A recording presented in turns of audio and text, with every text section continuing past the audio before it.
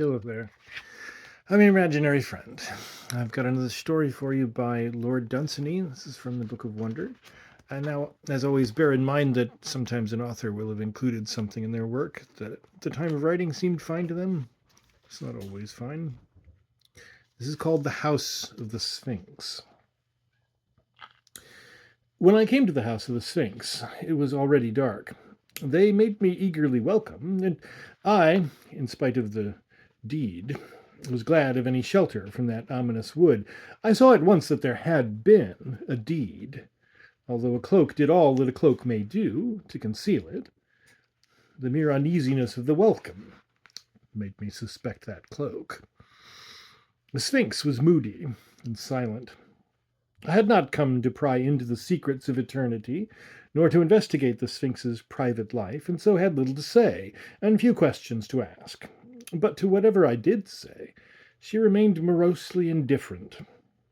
It was clear that either she suspected me of being in search of the secrets of one of her gods, or of being boldly inquisitive about her traffic with time, or else she was darkly absorbed with brooding upon the deed.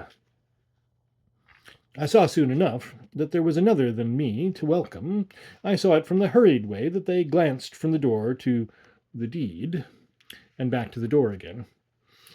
And it was clear that the welcome was to be a bolted door.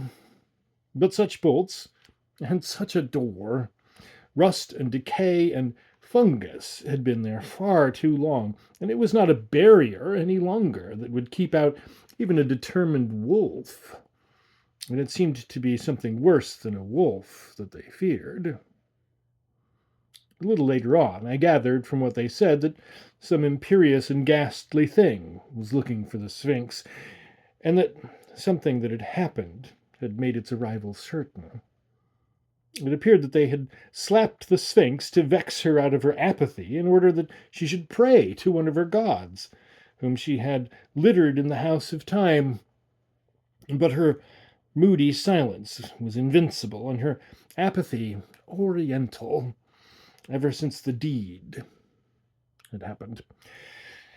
And when they found that they could not make her pray, there was nothing for them to do but to pay little useless attentions to the rusty lock of the door, and to look at the deed, and wonder, and even pretend to hope, and to say that, after all, it might not bring that destined thing from the forest, which no one named. It may be said I had chosen a gruesome house, but not if I had described the forest from which I came, and I was in need of any spot wherein I could rest my mind from the thought of it. I wondered very much what thing would come from the forest on account of the deed, and having seen that forest, as you, gentle reader, have not, I had the advantage of knowing that anything might come. It was useless to ask the Sphinx. She seldom reveals things. Like her paramour Time, the gods take after her. And while this mood was on her, rebuff was certain. So I quietly began to oil the lock of the door, and as soon as they saw this simple act, I won their confidence. It was not that my work was of any use. It should have been done long before. But they saw that my interest was given for the moment to the thing that they thought vital. They clustered round me then. They asked me what I thought of the door, and whether I'd seen better, and whether I'd seen worse.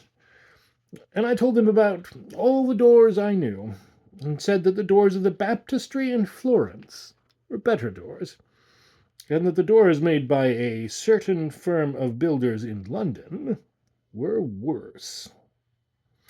And then I asked them what it was that was coming after the Sphinx because of the deed. And at first they would not say, and I stopped oiling the door.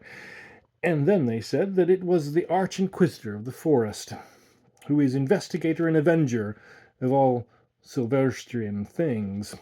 And from all that they said about him, it seemed to me that this person was quite white, and was a kind of madness that would settle down quite blankly upon a place, a kind of mist in which reason could not live. It was the fear of this that made them fumble nervously at the lock of that rotten door. But with the Sphinx, it was not so much fear as sheer prophecy.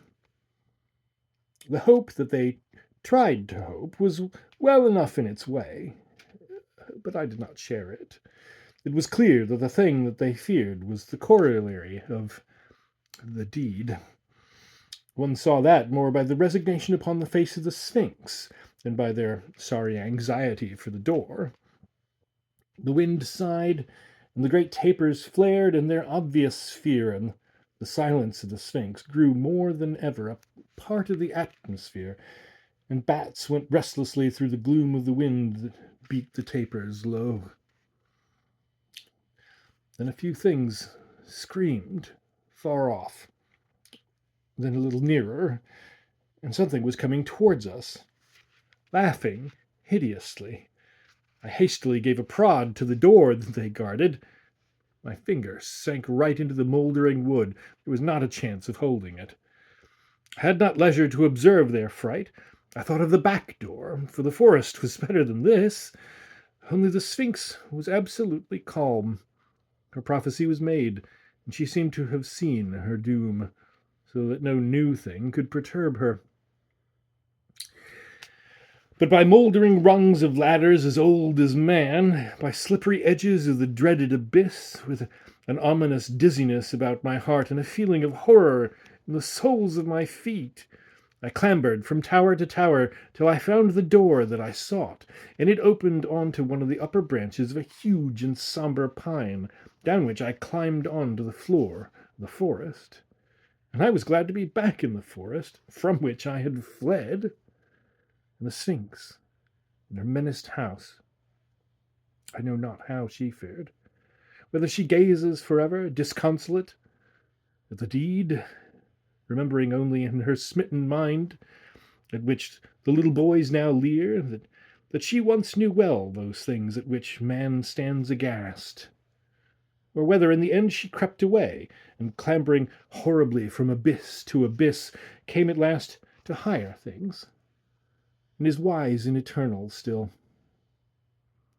For who knows of madness, whether it is divine, or whether it be of the pit?